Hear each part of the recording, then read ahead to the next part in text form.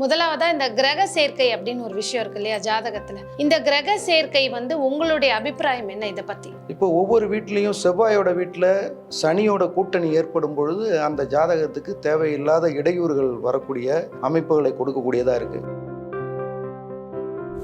குறிப்பாக அந்த சனி செவ்வாய் சேர்ந்த ஜாதகர்கள் எல்லாருமே பார்த்தீங்கன்னா ஒரு முறைனாலும் கோர்ட்டு, கம்ப்ளைண்ட்டு, போலீஸு இதை போய் மிதிச்சிடுறாங்க. சனி ராகு சேர்ந்ததே மறைத்து வைக்கப்படக்கூடிய செல்வங்களை அடைவாருங்கிறாங்க. சனியோட ராகு சம்மந்தப்படும் பொழுது இப்போ மீன லக்னமாக இருக்காங்க, அவருக்கு சனி ராகு சேர்ந்து விருச்சிகத்தில் இருக்குன்னா அந்த ஜாதகருக்கு திருமணம் ஆகாது. சந்திரன், சனி, செவ்வாய் ஒரு ஜாதகரை 2ஆம் தாரத்துக்கு பிறக்க வைச்ச குழந்தையா இருக்கும். சந்திரன், சனி ஒரு ஜாதகத்தில் ஒரு குழந்தைக்கு ஏற்படுது அப்படின்னா அந்த குழந்தை மேக்சிமம் சிசேரியனில் பிறந்ததாக தான் இருக்கும்.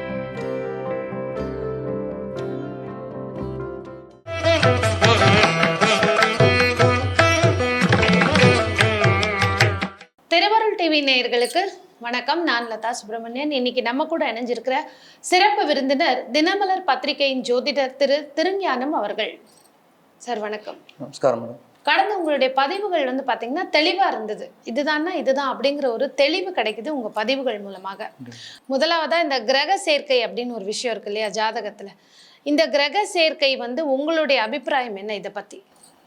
தனியா இருக்கிற அந்த ஒரு கிரகத்துக்கும் சேர்ந்து இருக்கக்கூடிய அந்த கிரகங்களும் எந்த விதமான பலன்கள் ஒரு ஜாதகருக்கு தரும்? பொதுவாகவே ஜாதகத்தில் கிரக சேர்க்கையை யோகமாக குறிப்பிடுறாங்க இல்லைங்களா? அப்போது ஜாதகத்தில் ஒவ்வொரு கிரகங்களும் 3 கிரக சேர்க்கை இருக்குது, 2 கிரக சேர்க்கை இருக்குது, 4 கிரக சேர்க்கை இருக்குது, கிரக கூட்டணி, அதாவது கிரக யுத்தங்கள் அடங்கிய ஒரு 7 கிரகம் 8 கிரகம் சேர்ந்த கிரக சேர்க்கைகள் இருக்குது. இப்போ ஒவ்வொரு வீட்லேயும் செவ்வாயோட வீட்டில் சனியோட கூட்டணி ஏற்படும் பொழுது அந்த ஜாதகத்துக்கு தேவையில்லாத இடையூறுகள் வரக்கூடிய அமைப்புகளை கொடுக்கக்கூடியதாக இருக்குது. அதே நேரம் ரிஷபராசிக்குள்ளே சனியோட சேரக்கூடிய செவ்வாயோட கிரக அமைப்பு கூட்டணி அப்படின்னு பார்த்தீங்கன்னா ஒரு நல்ல மாதிரியாக நல்ல பலன்கள் நடந்துகிட்டு இருக்கும் பொழுதே திடீர்னு ஒரு தாக்கத்தை ஏற்படுத்தி அவங்களை சரிவுகளுக்கு கொண்டுட்டு போகிற சூழ்நிலைகள்னு இருக்கு. இது சனி செவ்வாய் காம்பினேஷன். சனி செவ்வாய் மட்டும் இது எடுத்துக்கலாம். ஒரே கட்டத்தில் உதாரணமாக இந்த 2 கிரகத்தை மட்டும் 2 ராசிக்கு சொல்லிடுறேன். மேஷத்தில் சனியும் செவ்வாயும், ரிஷபத்தில் சனியும் செவ்வாயும், இந்த 2 பேரும் அங்கே இருக்கும் பொழுது என்ன செய்கிறாங்க அப்படின்னா, மேஷத்தில் செவ்வாயோட ஆட்சி வீடு, அவர் அங்கே சனி நீச்சமாகிறார். அப்போது நீசபங்க ராஜயோகம் ஏற்படுது. அதனால் பெரிய பிரச்சனைகள் ஏதாவது ஏற்பட்டால் கூட அந்த திடீர்னு அந்த ஜாதகர் அந்த பிரச்சனையிலேருந்து தப்பிச்சு வெளிவரக்கூடிய ஒரு மனோதைரியமும் துணிச்சலும் அந்த ஜாதகர்கிட்ட இருக்கும். அதே நேரம் யோகாதிபதிங்கிற காரணத்தினால ரிஷப ராசிக்கு, அதுவும் குறிப்பாக ரோகிணி நட்சத்திரத்துக்காரங்களுக்கு இந்த சனி ரொம்ப மிக முக்கியமான யோகக்காரகர். அவரோட இந்த செவ்வாய் ஏறும் பொழுது, செவ்வாய் இணையும் பொழுது அவர் ஏறி நின்றார் அப்படிம்பாங்க. அந்த ஜாதகத்தில் ரிஷபம் ஏறி நின்றார் அப்படிம்பாங்க. அந்த ரிஷபம் ஏறி நிற்கக்கூடிய செவ்வாயும் சனி கூட்டணி பார்த்திங்கன்னா அந்த ஜாதகத்துக்கு சனி யோகத்தை செய்யக்கூடியதை அந்த செவ்வாய் தடுத்து வேறு வித பலன்களை உண்டாக்கக்கூடிய நிலைமைக்கு கொண்டு போகிறாங்க. இது ஒரு அமைப்பு. மற்ற வீடுகளில் எந்தெந்த கிரகங்கள் சேர்ந்திருக்கோ அது நம்ம உதாரண ஜாதகங்களை பார்க்கும்பொழுது தான் தெரியும். குறிப்பாக உங்களுடைய கேள்வி கிரக சேர்க்கையை பற்றி எப்படி இருக்குது அப்படிங்கிறதான் கேட்குறீங்க. அது அடுத்ததாக கேட்டுங்க. ஓகே, இப்போ தனியாக இருக்கிறதுக்கு ஒரு விதமான ஒரு இம்பேக்ட் இருக்கும், சேர்ந்து இருக்கும்போது அதற்கான பலன்கள் வேறு அப்படின்னு இருக்கீங்க. இப்போ நீங்கள் சொன்னதை வச்சே போயிடலாம். இப்போ சனி செவ்வாய் ஒரு ஜாதகத்தில் இணைஞ்சிருக்குன்னு வச்சுக்கோங்க, அவங்களுக்கு வீழ்ச்சியா யோகமா அவங்களுடைய அந்த ஜாதகருடைய வாழ்க்கை அமைப்பு எப்படி இருக்கும்? பொதுவாகவே பரம வைரிகள் 2 பேருமே இந்த சனியும் செவ்வாயும் கூட்டணி இணையும் போது ஒரு மிகப்பெரிய தொந்தரவை தான் ஏற்படுத்துகிறார். பார்த்தீங்கன்னா இப்போ சனி செய்யக்கூடிய யோகத்தை தடுக்கக்கூடிய நிலைமைக்கு செவ்வாயும், அந்த செவ்வாய் செய்யக்கூடிய யோகத்தை தடுக்கக்கூடிய நிலைமையில் சனியை ஏர்ந்து 2 பேரும் ஒன்றுக்கு ஒன்று முரணாக பலன் தருது. இது ஒரு விதம். குறிப்பாக அந்த சனி செவ்வாய் சேர்ந்த ஜாதகர்கள் எல்லாருமே பார்த்தீங்கன்னா ஒரு முறைனாலும் கோர்ட்டு, கம்ப்ளைண்ட்டு, போலீஸு இதை போய் மிதிச்சிடுறாங்க. 1 மணி நேரம்னாலும் அவங்க அந்த போலீஸ் ஸ்டேஷன் வாசலில் போய் நிற்க வேண்டிய சூழல். சில ஜாதகர்கள் சனி செவ்வாய் சேர்ந்தவங்க காவல்துறையிலே பணிபுரிகிறவங்களா இருப்பாங்க. அது ஒரு கணக்கையும் எடுத்துக்கணும். இருந்தாலும் அந்த ஜாதகத்துக்கு சனியும் செவ்வாயும் இணையும் பொழுது மிகப்பெரிய எந்த விதமான இடர்பாடுகளையும் சந்திக்காமல் அவங்க ஜாதகத்தில் வந்து யோகங்களை அடைஞ்சி செய்ய வேண்டிய நடக்க வேண்டிய பலன்கள், அதாவது அவங்களுக்கு கிடைக்க வேண்டிய நன்மை பலன்கள், யோகங்கள், அதிர்ஷ்டங்கள், இதை எல்லாத்தையும் அடைந்துக்கிட்டே வரும்போது திடீர்னு எந்த இடத்துல வந்து சறுக்கல் ஏற்படுதுன்னு தெரியல. அந்த சறுக்கல் ஏற்படும் பொழுது அவங்களால சமாளிக்க முடியல. இது மாதிரியான நிலைமைகள்லாம் அவங்க அடைஞ்சிடுறாங்க. கண்டிப்பாக இது வந்து சனி செவ்வாய் சனி சேர்க்கை. செவ்வாயால் ஏற்படக்கூடியது. வாழ்நாள் அதே மாதிரி சனியும் செவ்வாயும் லக்னத்துக்கு 2ஆம் இடத்துல இருந்ததுன்னா குடும்ப வாழ்க்கையில் ஏதாவது ஒரு இடையூற பிரிவை, தற்காலிகமான பிரிவையோ நிரந்தர பிரிவையோ அவர் ஏற்படுத்திடுறார். யோகாதிபதியாக வரணும், ஒன்று சனி யோகாதிபதியாக வரணும், இல்லது செவ்வாய் யோகாதிபதியாக வரணும். அப்போ அந்த வரக்கூடிய கெடுபிடியான பிரச்சனையான பலன்களில் கொஞ்சம் மாறுதல் ஏற்படும். அது நல்ல மாறுதல் ஏற்படும். அதுவே ஆகாத வீடு 2 பேருக்குமே ஆகாத வீடு, இந்த லக்னத்துக்கு வேண்டப்படாத கிரகங்களாக 2 பேருமே இருந்தாங்கன்னா அது கொஞ்சம் கஷ்டம்தான். ஏன்னா மேஷ லக்னத்துக்கு சனி முழு முதற் பாதகாதிபதி பாவி. அவர் செய்ய வேண்டிய பலன் 3ஆம் இடத்துல இருந்துன்னா பாரப்பா கனமுள்ள நவமாறு லாபம் 5 கதிர்மைந்த நதியில் இருக்க விதியும் தீர்க்கம் அப்படிங்கிறாங்க. அதாவது மேஷ லக்னத்துக்கு 3ல் இருந்துன்னா விதி தீர்க்கமாக இருக்கும், நல்ல பலன் அடைவார், திடீர்னு எடுக்கிற காரியங்களில் வெற்றி அடைவார். இது எல்லாத்தையும் அந்த பலனை செஞ்சுட்டு போவோம். அதே நேரம் அந்த செவ்வாய் சம்மந்தப்படும் பொழுது அந்த ஜாதகரை லக்னாதிபதியை கெடுக்கக்கூடிய நிலைமைக்கு சனி போயிடுறாரு. ஓகே, இது மாதிரியான சூழல் ஏற்படுது. இதே இப்போ சனிக்குரிய வீடான மகரம் கும்பத்துல நீங்க சொல்ற இந்த இணைவு இருக்கு, சனி செவ்வாய் இணைவு ஒருத்தருக்கு அமைஞ்சிருக்கு அப்படிங்கும் போது அப்ப அது சனியினுடைய வீடு தானே, அது பலம் பெற்ற இடம் தானே. ஆமா, அப்ப அவங்களுக்கு நிச்சயமா வெற்றிக்கான விஷயங்கள் சனிக்கான நல்ல பலன் எல்லாமே நடக்கும். செவ்வாய் செய்ய வேண்டிய பலன்களை சனி தடுத்துருவார் நிச்சயமா. ஓகே, அப்போ என்ன பண்ணுறாங்கன்னா ஜோதிட பாடல்னு பார்த்தீங்கன்னா, கூறு பலனை கொடுவென்பான் போதகனாம், வேறு பண்ணி தட்டு வைப்பான் வேதகனாம், ஈட்டு பொருள் காரகனைவான், தேறு பலன் கூட்டு வைப்பான் பாசகனும் கோலமகா திசைக்கே அப்படிங்கிறாங்க. காரகன், பாசகன், போதகன், வேதகன். வேதகனுங்கிறவர் ஒரு பலனை நீங்கள் எனக்கு கொடுக்க வர்றதை வந்து தட்டி விடுறது தான் வேதகன். வேதக நிலை, வேதை நிலைன்னு பேர். அந்த வேதை நிலையில் ஒரு கிரகத்தை வந்து செயல்பட விடாமல் பண்ணக்கூடிய கிரக வலிமை யாருக்கு இருக்குன்னா அந்தந்த கிரக சனிக்கு மட்டும் இல்லை. ஒரு ஜாதகத்தில் ஒரு கிரகம் அமர்ந்த இடத்துலேருந்து 11ஆவது வீட்டில் ஒரு கிரகம் அமர்ந்திருந்தால் அவர் காரக நிலையை அடைகிறார். அதே மாதிரி ஒரு கிரகத்துக்கு 3ஆவது வீட்டில் ஒரு கிரகம் அமரும் பொழுது அவரும் அந்த காரக நிலையை போதக நிலையை அடைகிறார். அப்போ பாதகம் பண்ண முடியாத ஒரு சூழலை ஏற்படுத்தக்கூடிய கிரக அமைப்புகள் அந்த ஜாதகத்தில் இருக்கும். அதுதான். அப்போ எல்லாத்தையும் எடுத்துக்கலாம். இப்போ கிரக யுத்தம்னு பார்த்தீங்கன்னா எல்லா கிரகமும் சேர்ந்துருக்கலாம். அதோட செவ்வாய் சேர்ந்தாதான் கிரக யுத்தம். அப்போ கிரக யுத்தத்தில் யார் ஜெயிக்கிறாங்கன்னு பார்க்கணும். இப்போ எல்லாரும் கிரக சேர்க்கைங்கிறாங்க. ஒரு பலன், அதாவது யாரையும் வந்து இப்போ இவங்க சொல்கிறாங்க அவங்க சொல்கிறாங்கன்னு நான் குறை சொல்ல விரும்பலை. இயற்கையாகவே ஒரு கட்டத்தில் மேஷத்திலிருந்து மீனம் வரை உள்ள கட்டத்தில் அந்த எத்தனை கிரகங்கள் சம்மந்தப்பட்டிருக்கிறதோ அது எந்த வீடோ அந்த லக்னத்துக்கு என்ன வீடோ அதுக்கு தகுந்தது மாதிரி அந்த பலனை கிரக சேர்க்கை செய்யும். இதுதான் உண்மை. ஓகே, நேரடியாக கிரக சேர்க்கை ஆயிடுச்சு அதனால கிரக யுத்தத்தில் இருக்குது, இந்த கிரகம் தடுத்துரும், இந்த கிரகம் கொடுத்துரும் அப்படிங்கிற மாதிரிலாம் சொல்ல முடியாது. மேஷ லக்னத்துக்கு பூர்வ புண்ணிய ஸ்தானாதிபதியாக சூரியன் வருவார், ரிஷப லக்னத்துக்கு சுகாதிபதியாக வந்துடுவார். அப்போ சுகாதிபதியோட சேர்ந்த பாதகாதிபதி அப்போ யாருன்னு கேட்டிங்கன்னா 4 சந்திரனோட மேஷ லக்னத்துக்கு 4 சந்திரன். அவருடைய பாதகாதிபதி சேரும்போது ஒன்று தாயாரால் பிரச்சனை இருக்கும், அல்லது இவருக்கு லாபத்தில் பிரச்சனை வரும், அல்லது சுகத்தில் பிரச்சனை வரும். அப்போ கிரக சேர்க்கைகள் இது மாதிரி தான் செய்யும் ஒழிய குறிப்பாக அறுதிக்கிட்டு சொல்ல முடியாது. ஏன்னா லட்சம் விதிமுறைகள் இருக்குது ஜாதகத்தில், இதுதான் எடுத்துக்கிட்டு இந்த பலன் தான் அப்படின்னு அறுதியிட முடியாது என்னுடைய ஆய்வு பிரகாரம். நிச்சயமா. இப்ப இந்த சனி செவ்வாய் கூடிய ராகுவோ இல்ல கேதுவோ சேர்ந்திருக்கு ஒருத்தரோட ஜாதகத்துல, இவங்க 2 பேர் மட்டும் இல்ல, ராகு அல்லது கேது ஏதோ ஒரு கிரகமும் கூட சேர்ந்திருக்கு அப்படின்னா அவங்களுக்கு எந்த மாதிரி பலன்? நிச்சயமா சனி ராகு சேர்ந்ததே மறைத்து வைக்கப்படக்கூடிய செல்வங்களை அடைவாருங்கிறாங்க. சனியோட ராகு சம்மந்தப்படும் பொழுது அவங்க அரசியல் தொடர்புக்கு வந்துருவாங்க, திடீர்னு ஒரு ரொம்ப முக்கியமான புகழ் பெறக்கூடிய அமைப்புக்கு வருவாங்க. இதெல்லாம் அவங்களுடைய பலன்களாக இருக்காங்க. அப்போது சனியும் ராகும் சேர்ந்து ஒரு லக்னத்துக்கு 11லேயோ 3லேயோ அடுத்தது 6ஆம் இடத்துலையோ 11ஆம் இடத்துல 9ஆம் இடத்துல அமரும் பொழுது நிச்சயமாக அரசியல் தொடர்பு மிகப்பெரிய, அதாவது பினாமி வச்சுக்கிற அளவுக்கு சொத்து சேர்க்கை, கோடிகளை குவிப்பவர் அப்படின்னு கூட சொல்லலாம். அது மாதிரியான விஷயங்களை செஞ்சிடும். அதே நேரம் அவங்களுக்கு மறைமுகமாக ஒரு தோஷ பரிபாலனங்கள் அந்த ஜாதகத்தில் என்ன செய்கிறோம், நம்ம எல்லாமே எஃபோர்ட்லாம் நல்லா தான் போடுறோம், நல்லபடியாக தான் எல்லாமே செஞ்சுக்கிட்டு இருக்கிறோம், நம்மளுடைய உழைப்பு கரெக்டாக இருக்குது அப்படின்லாம் போயிட்டுருப்பாங்க. ஆனால் எங்கேயோ ஒரு பிளாக் மார்க் அதை எடுத்து தடுத்துக்கிட்டே இருக்கும் அந்த சனி ராகு சம்மந்தப்படும் பொழுது. அதே நேரம் ஒன்று வசதி ஆரம்பித்ததிலிருந்து மிகப்பெரிய வளர்ச்சிக்கு கிடுகிடுன்னு உயரத்தை கொண்டு போகும், அல்லது வசதியை எட்டி பிடிக்கிறதுக்கே பல காலமாகும். இது மாதிரியான விஷயங்களை செய்யும்.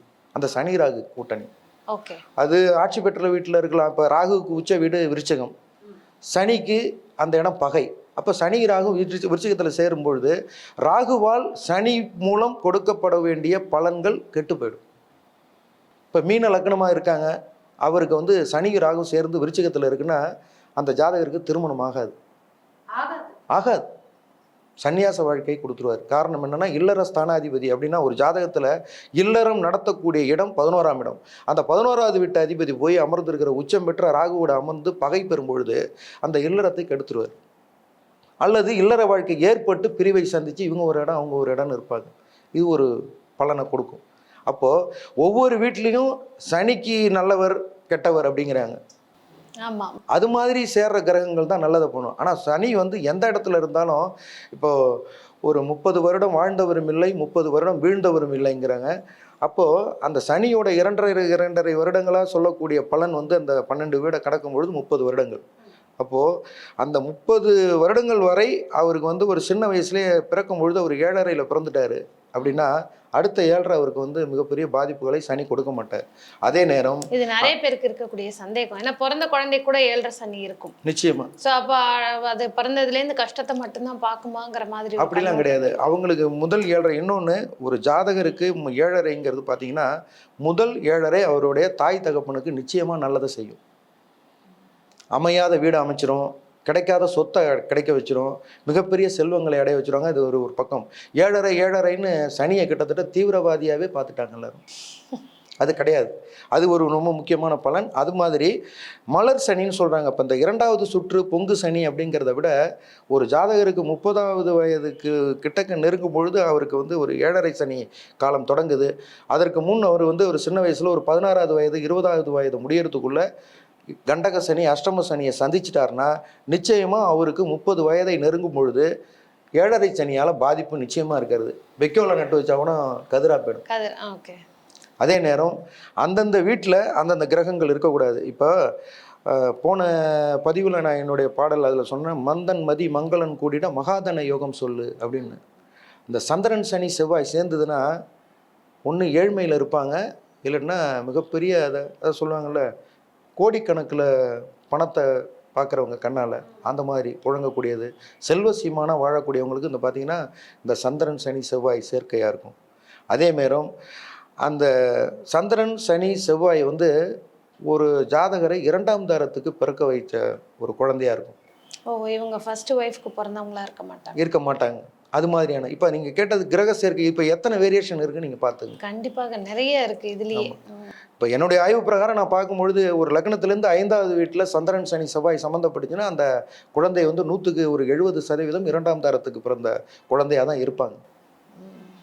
இப்போ அந்த சந்திரன் சனி இப்போ கூடுமானவர் இன்னொன்று பார்த்தீங்கன்னா சந்திரன் மனோகாரகன், அடுத்தது சரீரக்காரகன், 2த்தையும் குறிக்கிறாங்க. அவர் அந்தந்த ஜாதகத்துக்கு தகுந்த மாதிரி சந்திரனோட ஆதிபத்தியம் மாறுது. அப்போது சந்திரன் சனி ஒரு ஜாதகத்தில் ஒரு குழந்தைக்கு ஏற்படுது அப்படின்னா அந்த குழந்தை மேக்சிமம் வந்து சிசேரியனில் பிறந்ததாக தான் இருக்கும். அறுவை சிகிச்சையில் சந்திரன் சனி கூட்டமைப்பு இருக்கு. ஒரு குழந்தையோட ஜாதகத்தில் இந்த சந்திரன் சனி சேர்க்கையாக இருந்தது அல்லது தொடர்பில் இருக்குது அல்லது பார்வையில் இருக்குது அப்படின்னா ஒரு 100க்கு 70% அந்த அந்த குழந்தை வந்து சிசேரியனில் இருக்கும். இப்போ மோஸ்ட்லி வந்து இப்போ நீங்கள் பார்த்தீங்கன்னா ஒரு சுகப்பிரசவங்கிறது இந்த காலகட்டத்தில் இல்லாமல் இருக்குது. அது ஒரு குறைஞ்சிட்டே போயிட்டுருக்கு. இருப்பினும் இந்த அமைப்பு அதுலேயும் மீறி நடக்குது. அப்படி சுகப்பிரசவம்னா அந்த சனி சந்திரன் தொடர்பு இல்லாமல் இருக்கும். ஓகே. ஸோ இது இல்லாமல் இருந்தால் சுகப்பிரசவம் நடக்க வாய்ப்புகள் அதிகம். இப்போ நம்ம சனியை பற்றியே சுற்றி நிறைய விஷயங்கள் பேசுகிறோம். இப்போ வரக்கூடிய இந்த சனி பெயர்ச்சி பார்த்தீங்கன்னா 2025 வருது. இன்னும் அதுக்கு ஒரு 4-5 மாதங்கள் தான் இருக்குது அப்படின்னு சொல்லணும். சனி இப்போ எங்கேருந்து மேடம் ஒரு நிமிஷம், இப்போ 2025 சனி பயிற்சியா? அப்படி இல்லை, அது திருக்கணித பிரகாரம். இப்போ கான்ட்ரவர்சியாக அந்த பஞ்சாங்க முறைகளில் ஒரு சில பிரச்சனைகள் இருக்குது, அதை விட்டுருவோம். அந்த இதுக்கு போக வேண்டாம். ஏன்னா இது எப்போ பயிற்சி எப்போ பயிற்சி அப்படிங்கிறது வேணாம். ஏன்னா திருநள்ளாறு வாக்கிய பஞ்சாங்க பிரகாரம், பாம்பு வாக்கிய பஞ்சாங்க பிரகாரம் அல்லது வாக்கிய பிரகாரம் சனி பயிற்சி ஆகுவதற்கு இன்னும் 2 வருடங்கள் மிச்சம் இருக்குது. நிச்சயமாக இது எல்லா வாசகரும் தெரிஞ்சுக்கணும், எல்லா நேயர்களும் அதை புரிஞ்சிக்கணும். அதை நிச்சயமாக என்னுடைய பதிவாக நான் சொல்லிடுறேன். 2.5 வருடங்கள். இப்போ திருக்கணிதம் அப்படின்னு பஞ்சாங்கத்துக்கு போயிட வேண்டாம், வாக்கியம் திருக்கணிதங்கிறதுக்கு போயிட வேண்டாம். இன்னும் 2 வருஷம் இருக்குது. அப்போ இந்த இதுலேருந்து இன்னும் பார்த்துங்க, போன டிசம்பர் 20 மார்கழி 4ஆம் தேதி தான் சனி பயிற்சி ஆகிருக்கு. இப்போ 8 மாத காலங்கள் போயிருக்கு. இன்னும் 2 வருடங்கள் நிச்சயமாக இருக்குது. அப்போது மீனத்துக்கு வரக்கூடிய சனி என்ன செய்வார் அப்படின்னு பார்த்தீங்கன்னா, உலகத்தில் சில பல பகுதிகளில் நிச்சயமாக ஏதாவது ஒரு பேரழிவுகளை ஏற்படுத்தும். நீங்கள் பேரழிவு அதை சொல்லி பயமுறுத்துறேன் அப்படிங்கிற மாதிரி போகக்கூடாது. காரணம் என்னென்னா, நீங்கள் ஒரு உதாரணமாக பார்த்துக்கலாம். சுனாமி வந்த ஆண்டை நீங்கள் கணக்கு பண்ணுங்கள். அப்போது சனி மிதுனத்தில் இருந்தார், மிதுனத்தை நோக்கி பயணம் செஞ்சார். சரிங்களா? அதே மாதிரி 2011 என்னென்ன அந்த உலகத்தில் சீற்றங்கள் அசம்பாவிதங்கள் நடந்துச்சு அப்படின்னு பார்த்தீங்கன்னா, அந்த சனி, அந்த உபய சனி, போன முறை வீடியோவில் இந்த உபயத்தில் உள்ள சனியை பற்றி சொல்லியிருந்தேன். பொருளாதாரத்தில் அந்த ஜாதகர் ரொம்ப கஷ்டப்பட மாட்டாங்க, நல்ல பலனை அடைவாங்க அப்படிங்கிற தகவல் சொல்லியிருந்தேன். அதே நேரம் உலகத்துக்கே, அந்த பிரபஞ்சத்துக்கே சனியோட நகர்ச்சி அப்படின்னா, அந்த மிதுன ராசியில் அல்லது கன்னி ராசியில், தனுசு ராசியில், மீன ராசியில் பயணிக்கும் பொழுது நிச்சயமாக உலகத்தில் ஏதாவது ஒரு மூலையில் ஒரு மனதுக்கு பிடித்தமில்லாத பயப்படக்கூடிய அசம்பாவிதங்களை நிச்சயமாக நிகழ்த்தும். இது உண்மை. இதை கடந்த கொரோனா பீரியடை பார்த்தீங்கன்னா தனுசுல சனி. இப்போ எல்லாரும் ஒவ்வொருத்தங்க ஒவ்வொரு காரணத்தை எடுத்துட்டாங்க. 8 கிரகம் சேர்ந்துச்சு, இந்த மூச்சு ராகு பிரச்சனையாக இருந்தது, ராகுவோட சனி தொடர்பு பட்டார், சூரியனோட சனி வந்தார் அப்படிங்கிற மாதிரி பலன் சொன்னாங்க. சனியை மட்டும்தான், சனி பலவான் அப்படின்னு சொல்லுவாங்க. இப்போ போன முறை சொன்னது பிரகாரம் சூரியனை விட சந்திரன் வலியன், சந்திரனை விட செவ்வாய் வலியன், செவ்வாயை விட சனி வலியன். இப்போ ஒவ்வொரு கிரகத்தும் ஒவ்வொருத்தங்க பலவானாக இருக்காங்க. அப்போ பலமிக்க கிரகம் மிகப்பெரிய அந்த நவ கிரகங்களில் சனிக்கு தனி பவர் உண்டு. அந்த வகையில் இப்போ குருவோட வீட்டுக்கு வரும்பொழுது ஒரு பகுதியை பாதிக்க வைக்கிறாரு, புதனோட வீட்டில் வரும்பொழுது ஒரு பகுதியை பாதிக்க வைக்கிறார். இதுதான் இப்போ புதன் குளிரான நாட்டை குறிக்கக்கூடிய கிரகம். அப்போது குரு பார்த்திங்கன்னா மிகப்பெரிய செழிப்பான நாட்டை குறிக்கக்கூடிய கிரகங்கள். இப்போ முதல்ல நீங்கள் ஒரு உதாரணத்துக்கு எடுத்துக்கலாம், இந்த கொரோனா வந்த காலம் முதல்ல ஆரம்பித்த நாடு எதுங்கிறத நீங்கள் பார்த்துங்க, சைனா. அப்போது அதை பணக்கார நாடாக சொல்ல முடியாது, மக்கள் தொகை நிறைந்த நாடாக தான் அதை சொல்லணும். அதே நேரம் ரொம்ப வசதி மிக்கவங்களை எல்லாரையுமே அதை ஒரு பெரிய பிரச்சனைக்கு, பயத்துக்கு உண்டு பண்ணிச்சு, அப்படி எடுத்துக்கலாம். உயிர் பயங்கிறது பொதுவானது, இருந்தாலும் அதோட பலன் அப்படிதான். ஸோ இந்த புதன் வீட்லேயும் குரு வீட்லேயும் சனியுடைய பயிற்சி ஆகும்போது கண்டிப்பாக உலக அளவில் பெரிய தாக்கம் இருக்கும். நிச்சயமா இருக்கு. அதில் கணிப்பு இல்லை, கிரகங்கள் செய்யக்கூடிய தாக்கங்கள் அப்படிங்கிறான் என்னோட அபிப்பிராயம் இல்லை, கிரகம் ஏற்படுத்தக்கூடிய நிகழ்வுகள். ஓகே, அப்படி எடுத்துங்க. இது இந்த இடத்துக்கெல்லாம் வரும்பொழுது கிரகங்களுடைய தாக்கம் அதிகமாக இருக்கும். ஆமாம், அதாவது இயற்கை பேரிடர்கள், பிரச்சனைகள், உலகளாவிய விஷயங்கள் பிரச்சனைக்குரிய விஷயமா இருக்கும். கண்டிப்பா இது ஆய்வுல அப்பப்போ எந்த ஒரு 30 வருடத்துக்கு ஒரு முறை இந்த 4 கேந்திரங்கள்ல கிரகங்கள் வரும்பொழுது, அந்த 4 உபய ராசியில வரும்பொழுதுலாம் பார்த்தீங்கன்னா ஏதாவது ஒரு முக்கியமான நிகழ்வு, ஒன்று நல்ல நிகழ்வும் நடந்திருக்கும், அங்கே இல்லை தலைவர்களுக்கு பாதிப்பு வரும். இது மாதிரியான விஷயங்கள் ஏதாவது ஒரு விஷயத்தை கொடுக்கும். அவங்க தலைவர்கள்னா அவங்க வயது கடந்திருப்பாங்க, அது மாதிரியான ஒரு இழப்பை ஏற்படுத்தும். இது மாதிரிலாம் செய்ய வேண்டிய பலன்கள் அந்த இடத்துல இருக்குது. அதை பார்த்தீங்கன்னா இன்னும் இப்போ வரக்கூடிய காலங்கள், இப்போ பார்த்தீங்கன்னா ஒரு இயற்கையோட ஒட்டுமொத்தமான பாதிப்புகள் எல்லாமே ஏற்பட்டுக்கிட்டு வந்துட்டுருக்கு. இயற்கை பாதிப்புகள், நிலச்சரிவு, இப்போ அந்த வயநாடு சம்மந்தப்பட்டது முந்தைய ஜோதிடர் உங்கள் டிவிலேயே அந்த தகவல் சொல்லியிருக்கிறாரு. அது மாதிரி இப்போ வரக்கூடிய காலங்களில் சனியோட நிலைமை என்ன அப்படிங்கிறத மட்டும்தான் நான் எடுத்துக்கிறேன். இப்போது இந்த கிரகம் சேர்ந்ததுனால அந்த சனி தாக்கத்தை ஏற்படுத்தினா, அவரே நிறைய பலத்தோட அவர் வீரியம் காட்டி அவர் ஒரு பிரச்சனையை உண்டு செய்யக்கூடிய ஒரு கிரகம்.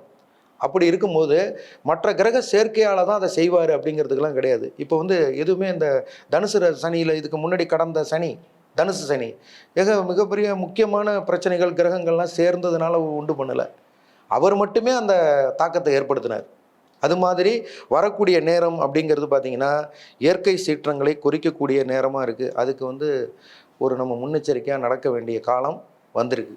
கண்டிப்பா இது ஒரு எச்சரிக்கையான ஒரு பதிவா இருக்கும் மக்கள். நிச்சயமா நிறைய பணம் வச்சிருப்பாங்க, வசதியா இருப்பாங்க. நம்ம நினைப்போம் அவங்களுக்கு என்ன வசதிக்கு எந்த பிரச்சனையும் இல்லை, அவங்களுக்கு தான் நிறைய நோய் வாய்ப்பட்டு கஷ்டப்பட்டு வச்சிருக்கிற பணத்தை பூரா டாக்டருக்கே கொடுக்குற மாதிரி ஆகும். ஜாதகத்துல லக்னாதிபதியை விட 6ஆம் இடத்து அதிபதி, நோய் ஸ்தானாதிபதி, அவர் வலிமையா இருப்பார்.